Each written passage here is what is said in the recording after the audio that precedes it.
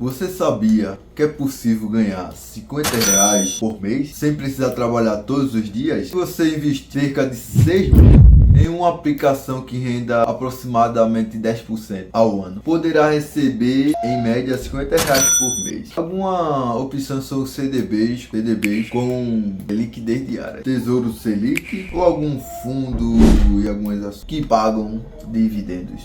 Lembre-se de que o rendimento pode variar e não são garantidos. Quanto mais dinheiro você investir e reinvestir, os lucros maior será a sua renda passiva ao longo do tempo. Gostou dessa dica? Siga para mais conteúdo sobre investimento e renda passiva. Valeu!